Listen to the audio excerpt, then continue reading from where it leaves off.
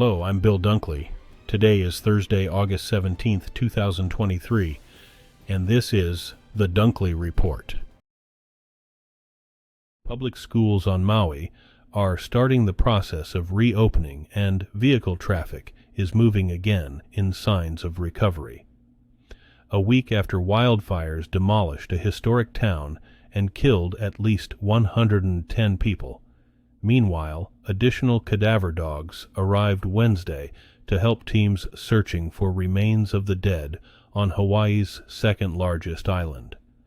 Survivors have been contending with intermittent power and unreliable cell service as they seek help rebuilding their lives.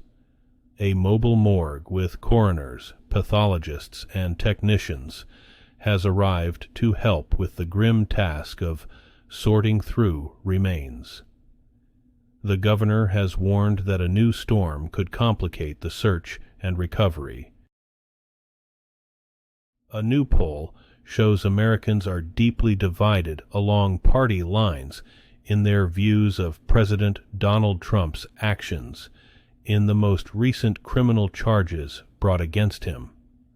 The poll from the Associated Press Nork Center for Public Affairs Research shows that about half of Americans say Trump's alleged attempt to interfere in Georgia's 2020 vote count was illegal.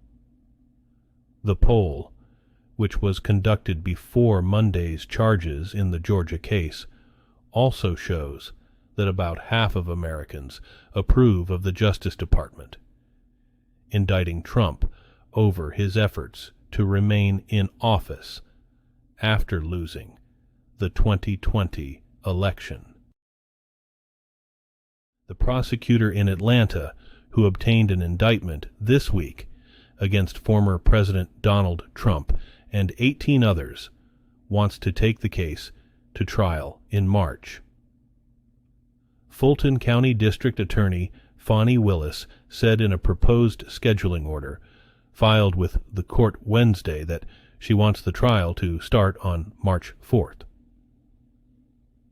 She is also proposing that arraignments for the defendants happen the week of September 5. Trump and 18 others were indicted Monday by a Fulton County grand jury. They are accused of committing various crimes as part of a scheme to keep Trump in power after his 2020 election loss to Democrat Joe Biden. New York surgeons transplanted a pig's kidney into a brain-dead man, and for over a month it's worked normally. The experiment at NYU Langone Health marks the longest a pig kidney has functioned in a person, albeit a deceased one. Researchers plan to track the organ's performance for a second month.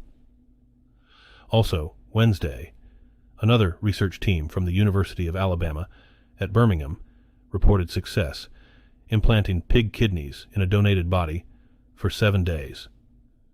It's another step in the long quest to one day use animal organs to save human lives. After every indictment that has come his way, Donald Trump has boasted that his standing among Republicans only improves, and he has a point. Nearly two-thirds of Republicans, 63%, say they want the former president to run again, according to new polling from the Associated Press Nork Center for Public Affairs Research.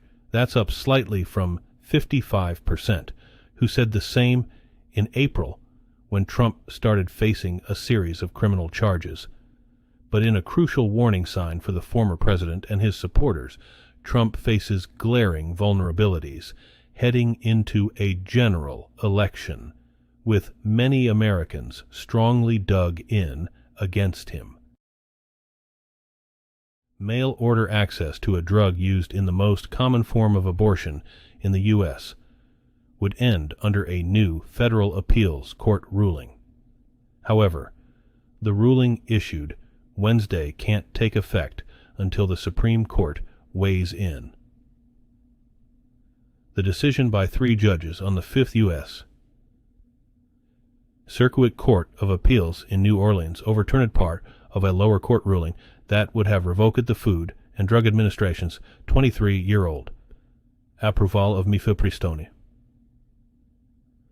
But it left intact part of the ruling that would end the availability of the drug by mail, allow it to be used through only the 7th week of pregnancy rather than the 10th, and require that it be administered in the presence of a physician. Officials say Russia has resumed its targeting of grain infrastructure in Ukraine's southern Odessa region, using drones in overnight strikes on storage facilities and ports along the Danube River. Kyiv has increasingly used those terminals for grain transport to Europe after Moscow broke off a key wartime export deal through the Black Sea. Also on Wednesday, a loaded container ship stuck at the port of Odessa since Russia's full-scale invasion more than 17 months ago set sail and is heading through the Black Sea. It is using a temporary corridor established by Ukraine for merchant shipping. Ukraine's economy is heavily dependent on farming.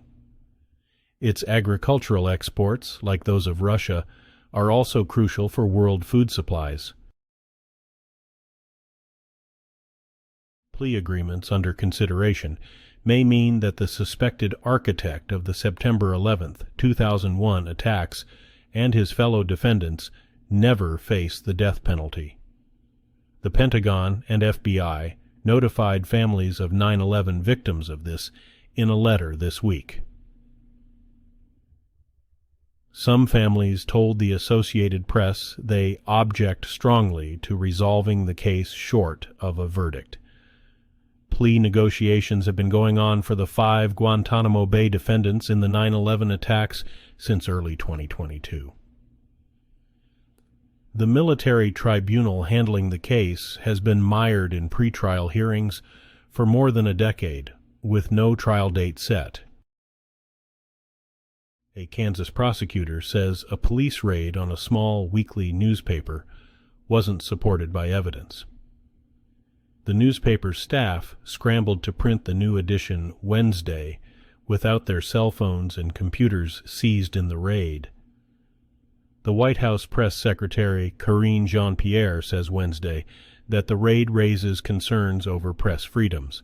The Kansas prosecutor says in a news release Wednesday that there wasn't enough evidence to establish a legally sufficient nexus between this alleged crime and the places searched and the items seized. The front page of the Marion County Record Wednesday read, "Seized but not silenced." A former fundraiser for U.S. Representative George Santos has been indicted on federal charges that he impersonated a high-ranking congressional aide while soliciting contributions for the New York Republicans' campaign. Sam Miele was charged with 4 counts of wire fraud and aggravated identity theft in an alleged scheme to defraud donors and obtain money under false pretenses. Prosecutors say Miele impersonated a high-ranking aide to a House member with leadership responsibilities, using a fake name and email address to trick at least a dozen prospective donors. Miele pleaded not guilty to the charges Wednesday and was released. His attorney did not immediately return a phone message. Santos was not charged.